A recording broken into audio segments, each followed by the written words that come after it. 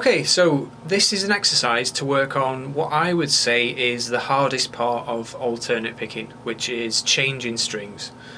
So if we play a sort of like this Paul Gilbert kind of thing.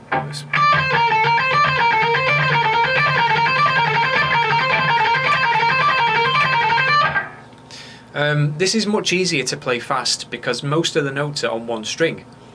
But if we have to change strings every time we change notes, that's much more mechanically difficult and it slows things down. So this is an exercise to work on that aspect of alternate picking.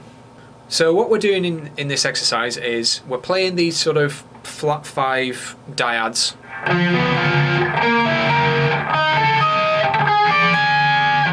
We're playing arpeggios of these. And what we're doing is we start on the bottom string and we go up and down the bottom flat 5 dyad. This one. This is all alternate picking, by the way, up, down, throughout the whole thing. So this one starts down, up, down, up, down. And then what we do after that is immediately repeat those notes. But because the sequence of notes lasts for 5, it's 5 notes, that means that the picking pattern is now reversed. So first we did down, up, down, and now we're doing up, down, up. Like this. So the two of them together is this, starting with a downstroke. Like that. So then, after that, we've got this string skip, this octave, this, and then all of that together, all that we've played so far, that is 13 notes. So then, the next thing we do is we go up to the next set of strings and we play the same pattern again, except this time we're now starting the whole thing, that whole set of 13 notes, on an upstroke instead of a downstroke, because it lasts for 13 notes, which is an odd number. Okay? So now we're starting on an upstroke and we go, and we just play the same thing again. And then it carries on like that, it goes up to the next string set and the next string set.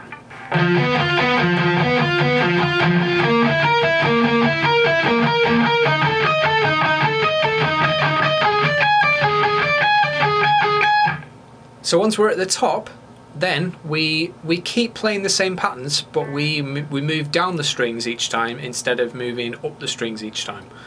The only difference is on the way going down, because it's not a perfect mirror image, we're not playing the exact entire thing backwards.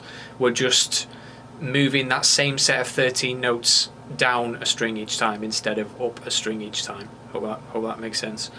But the difference is, we've now got a jump of 2 strings, which we never had before, so we've got this.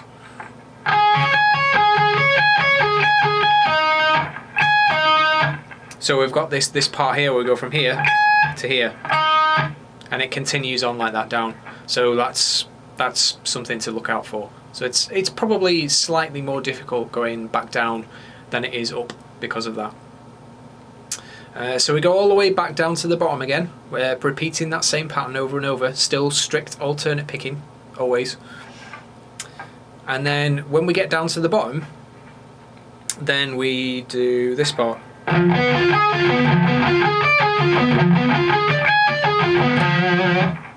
So we go up 4 strings, and then up 5 strings, and then up 6 strings. I guess the point of that part is to practice the smooth movement of your hand up and down the strings, which is part of it that I find difficult. Okay, so some things to bear in mind when you're learning this and when you're playing this. Start slowly, obviously. I think this is really difficult. I find it really difficult. I played it at 110 beats per minute, and I can only just barely do it at 110. It would probably be better to say I can't do it at 110, but let's say I can do it at 110. So play it nice and slowly first. Just make sure that you've got it under your fingers before you speed it up. I would suggest when you're learning it, pick it quite hard. The reason for that is it's not the most efficient thing in the world to pick really hard, because you're probably using energy that you don't need to. And when we're playing something that's mechanically difficult, you don't want to be wasting energy. That energy is important. You need it. But I would suggest picking hard when you're learning this, because I think it helps ingrain it in your mind. So if you're playing it with really soft picking, then it's easy to just sort of fudge it and just sort of move your pick over the strings and not really be playing it properly. Whereas if you pick really hard, then it's really programming it into your mind that this is a downstroke, this is an upstroke, and so on.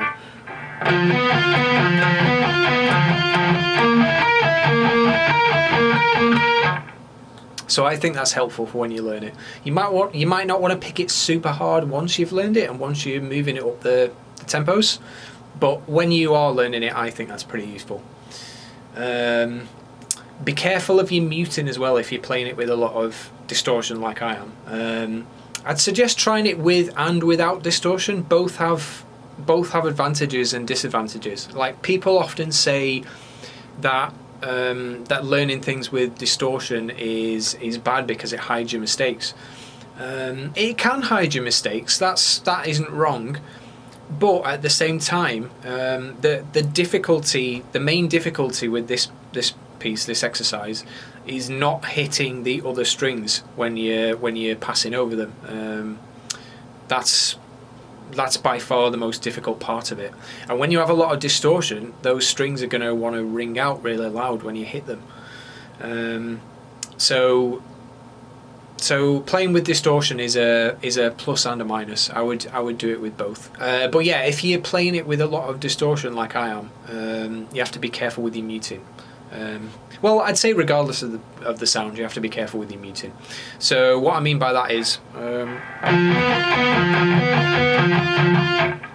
so I'm doing things like, I'm usually not pointing my finger completely perpendicular to the string. I'm usually playing it at a slight angle, so that I'm touching the strings next to the string that I'm playing lightly with the fleshy part of my fingers to mute them.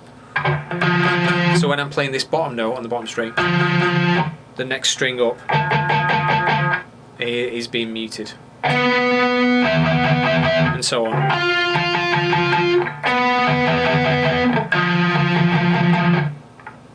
So always watch your fingers and try and do that. Okay, hope that was of some use. If it was, hit the subscribe button. I'm going to be putting more of these up. Thanks for watching. Bye for now.